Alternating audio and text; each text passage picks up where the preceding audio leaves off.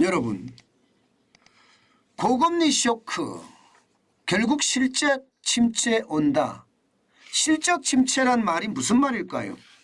실적 침체란 말은요, 쉽게 말하면 한 분기 이상 역성장이 지속되는 현상을 실적 침체라고 이야기합니다. 그렇게 봤을 때는 대한민국은 이미 실적 침체 장세가 시작됐다 이렇게 봐야 되나요? 왜냐하면 2022년 4분기 경제성장률이 마이너스 0.1%니까요. 예, 마이너스 0.4%니까요. 마이너스 0.4% 마이너스가 됐다. 역성장이 됐다는 것은 실적 침체가 시작이 됐다 이렇게 지금 평가할 수가 있는 겁니다. 그만큼 말입니다.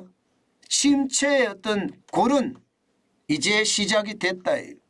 제가 여러분들에게 작년 4분기부터 대한민국의 경기 침체는 시작이 됐다.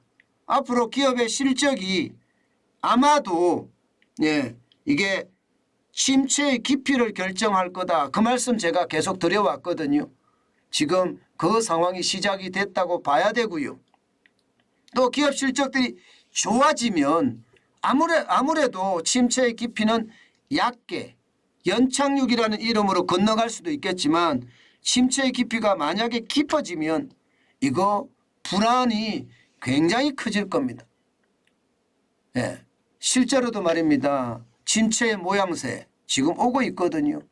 여러분 이게 블룸버그에서 실제 보도한 내용을 보면요.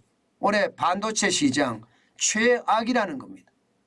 올해 반도체 시장이 최악이다 이 말은 여러분 바꿔서 말하면요. 반도체는 산업의 쌀 뭐 이렇게 이야기하잖아요. 모든 제품에 반도체는 다 들어간다고 보시면 됩니다. 메모리 반도체가 들어가더니 아니면 비메모리 반도체가 들어가든지 그렇게 들어갈 거예요. 그러면 반도체 가격이 떨어진다. 이 말은 어떻게 될까요? 그만큼 수요가 줄어들었다 이런 뜻이겠죠. 수요가 줄어들었다는 것은요. 주요국의 경기 침체가 시작이 됐다 이렇게 봐야 됩니다. 주요국에. 실질적으로도 말입니다. 삼성전자 보시는 것처럼 연간 영업이익 추이를 보면요. 2021년에 대비해서 2022년에 무려 56.9%가 떨어졌습니다. 2022년 물론 전망입니다. 전망이기 때문에 이게 2021년의 전망하고 2022년의 전망이 틀리니까 56.9%가 올해 떨어진다는 것은 그만큼 충격이 될 수 있다는 이야기고 인텔도 마찬가지입니다. 199억 달러였어요. 2022년의 전망은 지금 80억 달러로 59.8%가 줄어든다. SK하이닉스도 마찬가지입니다. 지금 이대로라면요. 2021년에 12조 4,103억 원이 올해는요. 마이너스 4조 588억 원까지 늘어날 거다. 이렇게까지 이야기합니다. 그러면 마이너스가 132.7%입니다. 심각하죠. 이 정도로 말입니다. 반도체의 어떤 수요가 급감하고 반도체의 수요가 급감하면 그에 따르는 경기의 어떤 침체는요. 더 커질 수 있다는 겁니다. 저는 블룸버그가 보도하는 내용을 보고 있으면서도요. 결국 실적 침체가 올 수밖에 없구나 그런 생각은 진짜 많이 해봅니다. 그나마 다행인 것은 유럽이에요. 세계 3대 시장 중에 유럽 시장이 올겨울에 에너지 대란을 겪으면서 경기 침체라는 최악의 상황을 맞을 거라 그렇게 생각을 했었거든요. 심지어 말입니다. 남유럽의 재정위기를 겪었던 그리스나 이탈리아나 스페인이나 뭐 심지어 포르투갈까지 난리가 날 거다 이렇게 생각을 했는데 현실은 반대였죠.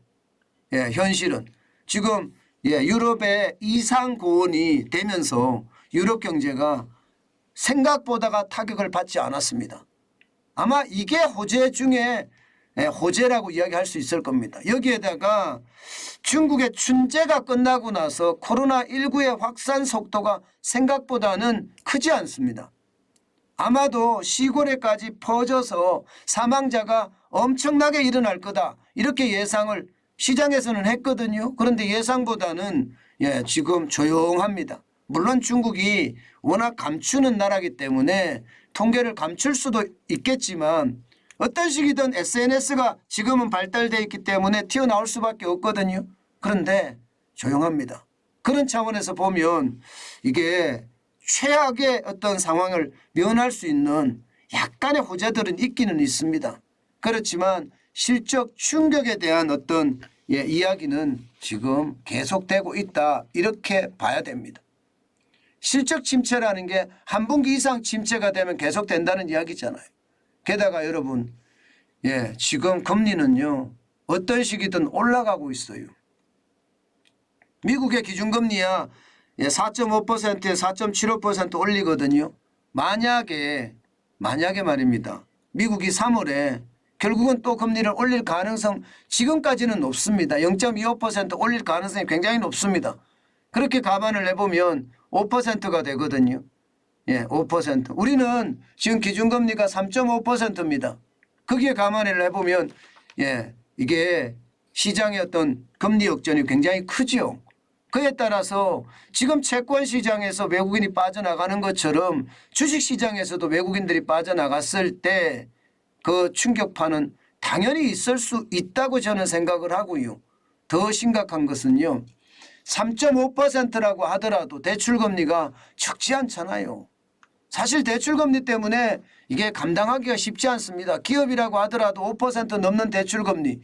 지금 2022년 2분기 현재 2,476조 3천억이라는 기업 부채 과연 다 감당할 수 있을까요? 저는 쉽지 않다고 봅니다. 쉽지 않다고 봐요. 그래서 1분기가 한국은행은 문제없다. 당연히 플러스로 돌아설 거다 이렇게 얘기를 합니다. 심지어 정부에서조차도 작년 4분기가 마이너스 0.4%가 됐지만 올 1분기는 플러스로 돌아설 거다 이렇게 예상을 합니다. 그런데 과연 그게 가능할지는 더 봐야지 합니다. 왜냐하면 수출이 어떻게 될지 그 상황이 진짜 열악해질 수도 있거든요. 물론 정부에 있는 사람들은 우리보다 정보가 훨씬 더 많고요. 우리가 보지 못하는 정보들도 많이 보고 있다고 저는 생각은 해요. 그렇기 때문에 본인들이 경기 침체가 이제는 좀 줄어들 거다 이렇게 이야기하는 것 충분히 믿을 수는 있지만 이게 일반적으로 정부가 이야기할 때는 긍정의 메시지를 담아서 발표하는 경우가 많거든요. 그렇기 때문에 1분기도 지금 수출의 상황이나 소비의 상황을 봐가면서 아마 결정을 해야 되지 않을까. 저는 그렇게 생각합니다. 결국 고금리 쇼크로 인한 경기 침체 저는 어쩔 수 없다고 생각을 합니다. 이미 침체는 침체니까요. 그런데 이 깊이가 깊어질 거냐 아닐 거냐 그 문제인데 만약에 깊어지면 그에 대한 충격파 저는 커질 수 있다고 생각합니다. 실적 침체라는 게 제가 여러분들에게 늘 말씀을 드리는 실물경제 이야기인데요. 참 좋지 않다. 게다가 기업의 부채가 워낙 많기 때문에 이것을 감당하기가 쉽겠느냐. 2017년 대비해 보면요. 2022년 2분기 현재입니다. 작년 2분기 현재예요. 45.78%가 늘었고요. 777조 7천억 원이 늘었습니다. 5년 만에. 그러니까 기업들이 진짜 어렵다는 건데 여기에다가 이게 금리까지 올라가면 못 버텨낼 겁니다. 그만큼 말입니다. 상황은 좋지 않다 이런 얘기예요. 호재의 요소는 있지만 좀 더 지켜보면서 경기를 우리가 진단해야 되고요. 또 경기의 어떤 침체 깊이가 얼마나 클지 적을지 이것도 진단을 해야 된다. 이렇게 생각을 합니다. 제가 여러분들에게 늘 말씀드리는 것 중에 실물경제가 참 나쁘다 하는 이야기는 계속 드리고 있습니다. 참고가 됐으면 좋겠습니다.